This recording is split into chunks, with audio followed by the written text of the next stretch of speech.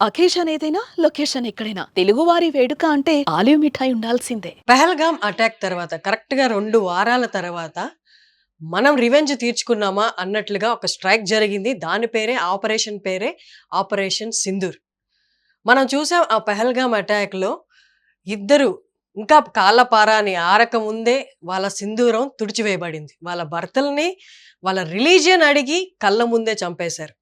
ఇప్పుడు వాళ్ళ నుదిటి పైన విజయ సింధూరం దిద్దడానికే ఆపరేషన్ సింధూర్ జరిగిందా అన్నట్లుగా ఉంది. దీని గురించి ఒకసారి మనం మాట్లాడదాం. మనతో ఉన్నారు director of department of Sainik welfare, government of Telangana. నమస్తే సార్. 2 వారాలు కూడా అవ్వలేదు పాపం పెళ్ళయి.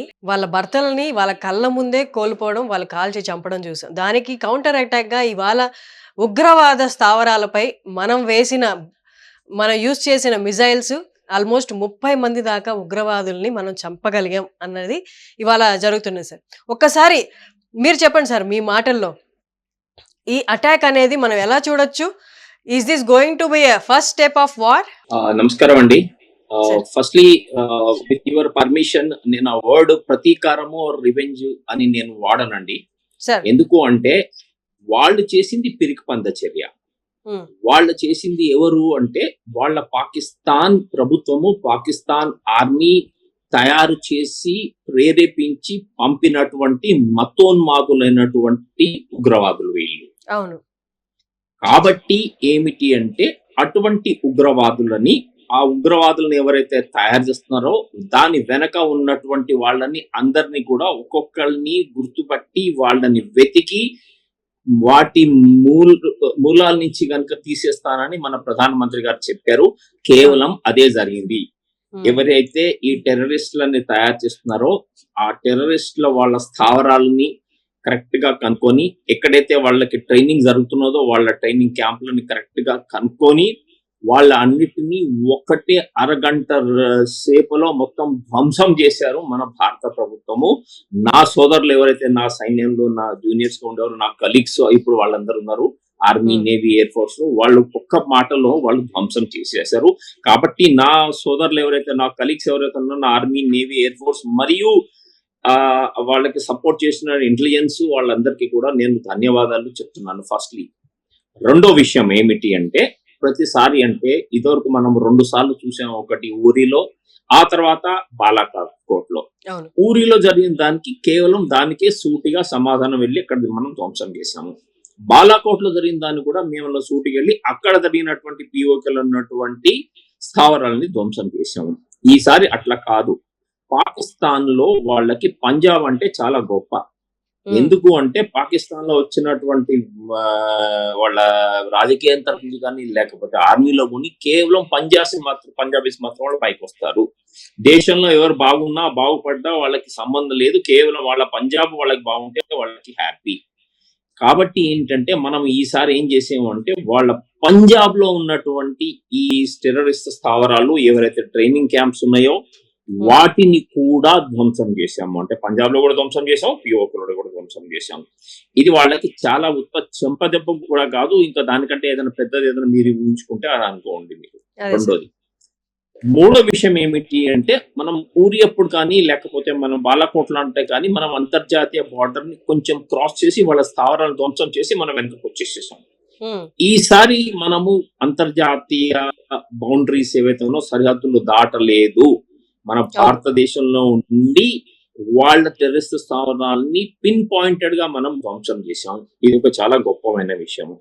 నాలుగవ పాయింట్ నేను చూసే విధానం ఏమిటి అంటే, మనము కేవలము టెర్రరిస్ట్ వాళ్ళ స్థావరాలు, వాళ్ళ ట్రైనింగ్ క్యాంపులు మాత్రమే ధ్వంసం చేశాము. అక్కడ ఉన్నటువంటి ఏ ఒక్క మిలిటరీ క్యాంప్ ను కూడా డిస్ట్రాయ్ చేయలేదు, ఏ ఒక్క సివిలియన్ ని కూడా డిస్ట్రాయ్ చేయలేదు.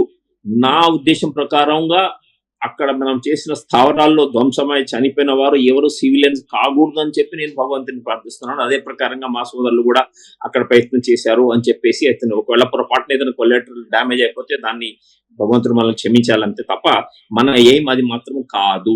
కాబట్టి మనము పిన్ పాయింటెడ్ గా ఈ టెర్రరిస్టులు ఎవరైతే పెంచి పోషిస్తున్నారో వాళ్ళ స్థావరాలని, వాళ్ళ మూలాలను ధ్వంసం చేశాము. And final point which has to be seen is that భారతదేశము కేవలము ఎంతవరకు మనము యాక్షన్ తీసుకోవాలో అంతవరకు యాక్షన్ తీసుకున్నాము. వీ హ్యావ్ నాట్ ఎస్కలేటెడ్, ఏ ప్రకారం కూడా మనం ఎస్కలేట్ చేయలేదు. అంతర్జాతీయంగా అందరినీ, America, Russia, UK, Australia, Japan, Saudi అందరినీ కూడా మనం ముందర కన్సల్ట్ చేసి వాళ్ళకి ఇన్ఫార్మ్ చేసి చేసాం. కాబట్టి అంతర్జాతీయంగా ఏ ప్రకారం కూడా మనం ఉల్లంఘన చేయలేదు. ఇది ఈ ప్రకారంగా నేను చూస్తానండి. సార్, ఈజ్ దిస్ అంటే ఇమోషనల్ గా మోదీ గారు ఎవరైతే బాధితులు ఉన్నారో వాళ్ళకి హామీ ఇచ్చారు మీకు న్యాయం జరుగుతుంది అని. ఇమోషనల్ గా చూస్తే న్యాయం జరిగిందా సార్ వాళ్ళకి? ఇంకొకటి, ఎల్ఓసి దగ్గర వాళ్ళ వైపు నుండి కన్ఫ్రంటేషన్ కి సిగ్నల్స్ వస్తున్నాయి, దాడులు కూడా స్టార్ట్ అయ్యాయి. దీన్ని ఎలా చూడొచ్చు? చూడండి, ఫస్ట్లీ పోయిన వారు ఎవరు తిరిగి రారు. 26 మంది వాళ్ళు భగవంతుని దగ్గరికి వెళ్ళిపోయారు. 26 మంది వాళ్ళ ఫ్యామిలీస్, అంటే వాళ్ళ భార్యలు, తల్లిదండ్రులు, పిల్లలు, వాళ్ళకి తండ్రి లేడు, లేక వాళ్ళకి అన్న లేడు, లేకపోతే ఎవరికి కొడుకు లేరు, వాళ్ళని వెనక తీసుకురాలేరు. వాళ్ళ లోటుని ఎప్పుడు మనము తీర్చలేము. కానీ వారికి 140 కోట్ల భారతీయులకి ఒక కడుపు మంట ఉన్నది. అవును సార్. ఆ కడుపు మంటలో ఏదో ఒక చిన్న ఉపశమనం, ఏదో ఒక ఈనోనో లేకపోతే ఏదో ఒక టాబ్లెట్ వేసినట్టుగా ఇది మనం భావించాలి. కానీ దీనికంటే ముఖ్యంగా మనం భావించాల్సి ఏంటి అంటే, ఫ్యూచర్ లో కనీసం కొంతకాలం వరకైనా ఈ ఉగ్రవాదులు ఎవరు వాళ్ళు ముందరికి రానియకుండా వాళ్ళ మూలాన్ని మనం ధ్వంసం చేశారు. అవన్నీ బిల్డప్ చేసుకోవడానికి వాళ్ళకి ఇంకా టైం దొరుకుతుంది. అంతర్జాతీయంగా ఆల్రెడీ వాళ్ళని ఏకాకి చేసేసాము. వాళ్ళు టెర్రరిస్ట్ స్టేట్ గా మన భారతదేశము, అది ఏదో ఒక అమెండ్మెంట్ ఏదో ఉంది, 1267 ఏదో ఉంది యుఎన్ఓలో, అక్కడ మనం చేసి వాళ్ళని టెర్రరిస్ట్ గా దాంట్లో నిర్ధారించాము. వాళ్ళ నక్వీని కూడా మనము టెర్రరిస్ట్ గా అక్కడ మనము నామినేట్ చేయగలిగాము. అది మన ఫస్ట్ పాయింట్. మీరు అడిగిన రెండో పాయింట్, ఎల్ఓసిలో ఎల్లప్పుడూ ఇరు దేశాలు, అంటే మన దేశము సైన్యము, వారి దేశం కూడా మనం ఎప్పుడు యుద్ధానికే సిద్ధంగా ఉంటాము. అది దాంట్లో డౌట్ లేదు. కాకపోతే పాకిస్తాన్ ఇప్పుడు ఇది ఒక రీజన్ గా తీసుకొని మన మీద అటాక్ చేసుకుంటే, వాళ్ళు ఫస్ట్ మన మీద అటాక్ చేసినట్టు అవుతుంది. అంతర్జాతీయ ఉల్లంఘనలు వాళ్ళు ఉల్లంఘించినట్టు వాళ్ళు అవుతుంది. వాళ్ళకి కావాల్సిన సమాధానం మనం చెప్పగలుగుతాము ఇమ్మీడియట్ గా. అంతకంటే డబుల్ ట్రిపుల్ గా మనం రెస్పాన్స్ ఇవ్వగలుగుతాము. కానీ పాకిస్తాన్ ఆ చర్య తీసుకునేంత దమ్ము ఉందా? ఆ వర్డ్ యూజ్ చేస్తాను ఇప్పుడు. దమ్ము ఉందా, లేక ఆర్థికంగా వాళ్ళు అంత బలంగా ఉన్నారా? ఏ ప్రకారంగా కూడా వాళ్ళు లేరు. ఎందుకు అంటే ఇంతకు ముందు కూడా వాళ్ళ కెపాసిటీ, వాళ్ళ క్యాపబిలిటీ క్యాలిక్యులేట్ చేసుకొని ఉంటే పెహల్గామ్ లాంటి అటాక్స్, దానికి ముందు జరిగిన అటాక్స్ జరిగేవి కాదు కదా సార్. ఉగ్రవాదులు అంటేనే అభం శుభం, పాపం పుణ్యం ఏమి చూడకుండా ముందు పొరుగు దేశాల మీద పడ్డమే కదా సార్. వాళ్ళు ఇప్పుడు ఇది అనువుగా తీసుకొని ఇంకేదైనా మూర్ఖపు చర్య ఏమన్నా చేపడితే దాన్ని రిటాలియేట్ చేసి వాళ్ళని తుతముట్టించడానికి మనం రెడీగా ఉన్నామా? దానికి నేను ఒక్కటే జవాబు చెప్తానండి. పులిని చూసి నక్క వాత పెట్టుకున్నట్టు, వాళ్ళు కనుక మేమేదో చేస్తాము అంటే, ఇప్పుడు పాకిస్తాన్ కి అసలు వాళ్ళకి ఏదైతే ఎయిర్ ఫ్యూయల్ ఉంటుందో ఆ ఫ్యూయలే వాళ్ళ రిజర్వ్స్ డౌన్ అయిపోయినాయి. వాళ్ళ వార్ యుద్ధానికి కావాల్సిన సామాగ్రిని వార్ వేస్టేజ్ రిజర్వ్స్ అంటారు. అవి తుది ముట్టంగా చాలా కింది ప్రాంతాల్లో ఉన్నాయి. వాళ్ళ economy lowest and sinking already. Balochistan లో ప్రాబ్లం ఉంది, ఖైబర్ పఖ్తుంఖ్వాలో ప్రాబ్లం ఉన్నది, వాళ్ళకి ఆల్రెడీ ఇంటర్నల్ లో వాళ్ళకి తెహ్రీక తాలిబాన్ తో ప్రాబ్లం ఉన్నది, ఆఫ్ఘనిస్తాన్ తో ప్రాబ్లం ఉన్నది. ఇన్ని ప్రాబ్లమ్స్ పెట్టుకొని వాళ్ళకి మన మీద రిటాలియేట్ చేసే అంత దమ్ము ఉన్నదా? అందుకే ఆ వర్డ్ దమ్ము ఉన్నా, నేను ధైర్యం అని కూడా అనలేదు, దమ్ము అన్నదా అన్నా నేను.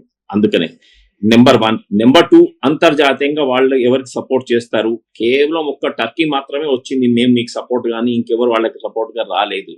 టర్కీ ఏదో తీసుకొచ్చేసి నేవల్ బ్లాకేడ్ కోసం అని చెప్పేసి వాళ్ళ ఏదో ఒక యుద్ధ నౌకర్ని తీసుకొచ్చి అక్కడ పెట్టారు అని చెప్పేసి మనకు వార్తలు వచ్చినాయి.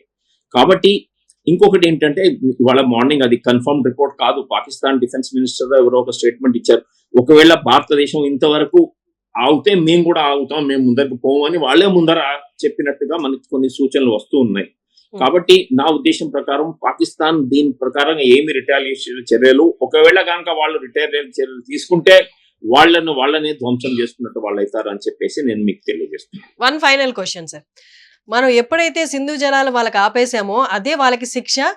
మౌలిక సదుపాయాలు ఏవైతే ఉన్నాయో, నీటి, ఇవన్నీ అక్కడితోనే వాటికి ఆపేసి వాళ్ళని బేసిక్ లెవెల్లో వాళ్ళకి మనం ఏంటో చూపించామని అనుకున్నాం కానీ ఈ ఎవరు ఊహించింది సర్ప్రైజింగ్ ఎలిమెంట్ ఇది. ఈ స్ట్రైక్ ఏదైతే ఉందో సింధూర్, ఆపరేషన్ సింధూర్ ఏదైతే ఉందో, అంటే ఇప్పుడు యుద్ధానికి రావాలి అంటే ఏ కంట్రీకైనా మౌలిక సదుపాయాలు అనేది కంపల్సరీ. వాళ్ళు రిటాలియేట్ చేయాలన్నా వాళ్ళకి నీరు, ఫుడ్ ఇవన్నీ కంపల్సరీగా ఉండాలి. అది అధిక మొత్తంలో ఉండాలి. వాళ్ళకి ఆ ఛాన్స్ మనం ఇవ్వలేదు. ఇమీడియట్గా మనం అవి బ్లాక్ చేసి ఇది అయితే జరిగింది. వాళ్ళకి ఇప్పటికే అర్థమైపోయి ఉంటుందా సార్ నెక్స్ట్ స్టెప్ కానీ ఇంకా తీవ్రంగా, నెక్స్ట్ స్టెప్ ఒకవేళ ఉంటే అది తీవ్రంగా ఉండబోతుంది, ఇక్కడతోనే ఆపేయాలనుకునే వాళ్ళు ఆ మాట అని ఉంటారా? చూడండి, సింధు జలాల ట్రీటీ ఏదైతే ఉన్నదో అది ప్రస్తుతం మనము ఆపివేస్తున్నామో అబేన్స్ లో పెట్టుకుంటున్నాం అన్నారు. అది ఒక ట్రంప్ కార్డ్ అని మనం తీసుకోవాలి, ఒక ఏస్ మనం వేసిందనమాట. ఎందుకు అంటే అది చాలా ఉదారమైనటువంటి ట్రీటీ. ప్రపంచంలో అంత ఉదారమైన ట్రీటీలు ఏమి లేవు. కాబట్టి మనం ఏంటంటే ఆ సింధు జలాల ట్రీటీని మనం అబేన్స్ లో పెట్టడం వల్ల వాళ్ళకి వాటర్ అది రాకపోయింది అనుకోండి, నెక్స్ట్ ఏమిటి అంటే వాళ్ళ వ్యవసాయం దెబ్బతింటుంది. 70% ఆఫ్ దేర్ అగ్రికల్చర్ ఎఫెక్ట్ అయిపోతుంది. దానివల్ల కామన్ ప్రజలు వారి వ్యవసాయము, వారి ఆహార పదార్థాలు, వారి ఎకానమీ ఘోరంగా దెబ్బతింటుంది. అప్పుడు కరువు వచ్చేసినట్టే కదా సార్. కరువు వచ్చేస్తుంది. కరువు వచ్చే కల్లా కామన్ ప్రజలు ఎవరికైతే తిండి తిరగకపోతే, ఎవరికి లేకపోతే వాళ్ళందరూ రోడ్డు మీదకి వస్తారు. అప్పుడు ఈ పాకిస్తాన్ ఆర్మీ ఏం చేస్తుంది, అప్పుడు పాకిస్తాన్ ప్రభుత్వం ఏం చేస్తుంది, ఒక సివిల్ వార్ లాగా వస్తుంది. అవును సార్, ఇన్సైడ్ రిటాలియేషన్ స్టార్ట్ అయితే సివిల్ వార్ లోపల స్టార్ట్ అయితే ఆల్రెడీ మనం చూసాం లాస్ట్ ఇయర్. అక్కడ వాళ్ళ కోర్ కమాండర్ అంటే చాలా పెద్ద అధికారి. అటువంటి అధికారి ఇంటికి పోయి వాళ్ళ ఇల్లంతా ధ్వంసం చేసి వాళ్ళ ఫ్రిడ్జ్ లో ఉన్నటువంటి బటరు అవి ఇవి తిండి పదార్థాలు అన్ని ఎత్తుకొని వెళ్ళిపోయారు. అటువంటి పరిస్థితి ఆల్రెడీ వాళ్ళకి వచ్చింది. ఒకవేళ కనుక నిజంగానే వ్యవసాయాన్ని దెబ్బతోని ఎవరికి అక్కడ కరువు వచ్చేసి ఎవరికి తిండి లేకపోతే కామన్ ప్రజలు ఎవరైనా ఊరుకుంటారా? అక్కడ ఒక సివిల్ వార్ వస్తుంది. అప్పుడు ఈ పాకిస్తాన్ ఆర్మీ ఏం చేస్తారు? అప్పుడు వాళ్ళు చెప్పలేరు కదా మేము ముస్లిమ్స్ గ్రేట్, హిందువులు ఇది. ఎందుకంటే వాళ్ళకి ఆ ఫిలాసఫీ ఆ ప్రకారంగా నేర్పిస్తున్నారు. పాకిస్తాన్ ఆర్మీలో వాళ్ళు చేసిన స్టడీస్ కూడా అదే చేపిస్తున్నారు. ఏంటి అంటే హిందువులకి దెబ్బ కొట్టే యుద్ధం చేసేటువంటి ధైర్యము వాళ్ళ కెపాసిటీ లేదు, కేవలం ముస్లిమ్స్ కి ఉన్నది అని వాళ్ళ ఆర్మీలో గానీ వాళ్ళ దేశంలో గానీ వాళ్ళ ఆ ప్రకారంగా ప్రాపగేట్ చేస్తున్నారు. ఈ ప్రకారంగా మనం దెబ్బ కొట్టడం వల్ల వాళ్ళందరూ కూడా సివిల్ వార్ వచ్చేస్తుంది. కాబట్టి ఇది చాలా పెద్ద దెబ్బ. మనం చేసినటువంటి ఈ సర్జికల్ స్ట్రైక్ ఇప్పుడు ఏదైతే నిన్న నైట్ ఉన్నదో, ఇది చాలా ఒక చిన్న స్టెప్ గా మనం భావించాలి. అది చాలా పెద్ద స్టెప్ గా అని నేను భావిస్తున్నానండి. Thank you sir, thank you so much for your time sir. Thank you so much అండి. జై హింద్. సుమన్ టీవీలో మీ పర్సనల్ అండ్ బిజినెస్ ప్రమోషన్స్ కోసం కింది నెంబర్కి కాంటాక్ట్ చేయండి.